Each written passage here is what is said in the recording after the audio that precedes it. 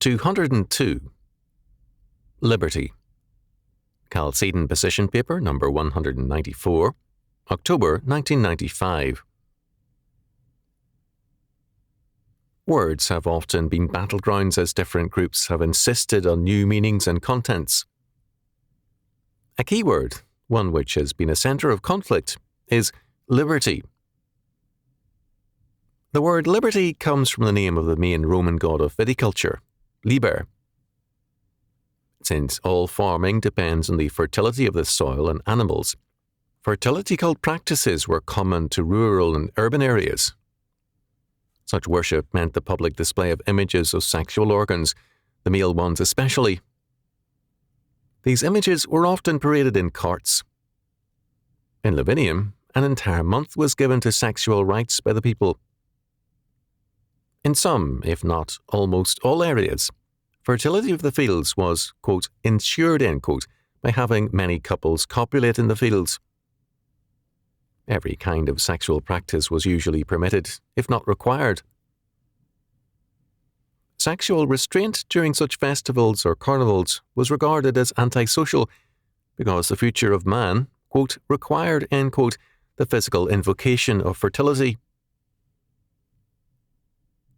Because of this, liberty came to mean sexual promiscuity and the lawlessness of such festivals as the Saturnalia. Liberty thus did not mean political or religious freedom, nor did it mean security for one's property and money. It meant, as Augustine and others charged, freedom to sin. The word freedom has a like origin, but North European, and comes from the name of a goddess, Freya. For the early church, the pagan concept of liberty was the antithesis of all law and morality, and was a demand for the, quote, right, end quote, to sin and be lawless. As against this, the biblical witness is eloquent. In Hebrew, the word signifies a happy spontaneity, a purity, unfettered like a bird, deror. It is associated with the Jubilee proclamation. Proclaim liberty throughout all the land unto all the inhabitants thereof. Leviticus chapter 25, verse 10. It is not a lawless concept because it is at the heart of God's law and an inescapable expression of it. The pagan view of liberty is tied to sexual license and promiscuity, the biblical view to God and His law. The brother of our Lord in James chapter 1 verse 25 speaks of the necessity of looking into the perfect law of liberty, God's law, and being not a forgetful hearer, but a doer of the work. For faith without the works of obedience to God's law is dead. James chapter 2 verses 14 to 26. Paul in 2 Corinthians chapter 3 verse 17 is very emphatic.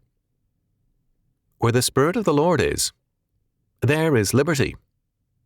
And by this, Paul means that the veil which leads to a limited understanding of God's law word is removed.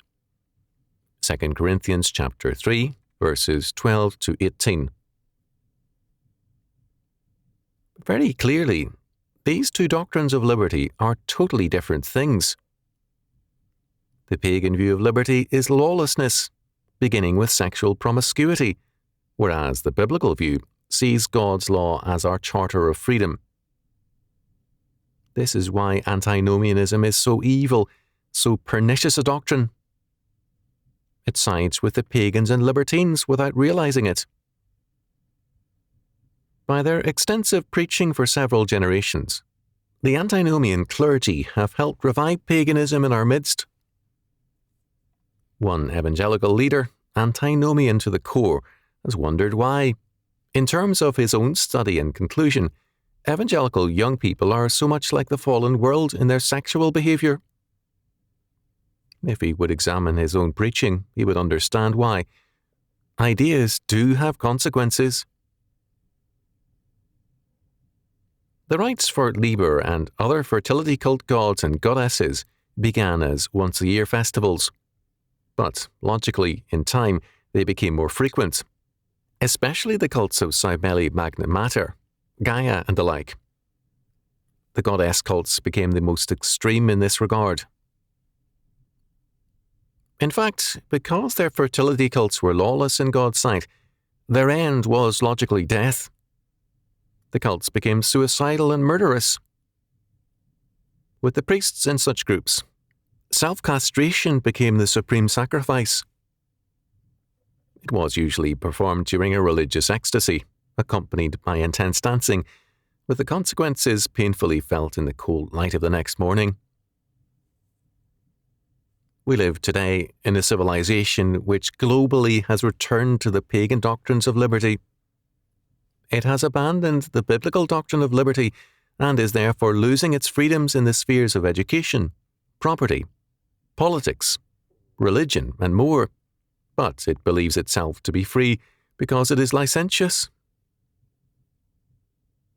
When its devotees catch AIDS, herpes 2, and other of the 25-plus sexually transmitted diseases, its implicit cry is the ancient one of Rome: "The Christians to the lions!"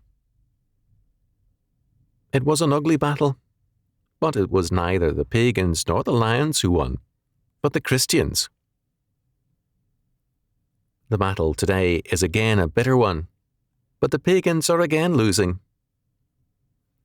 If God be for us, who can be against us? Romans chapter 8, verse 31.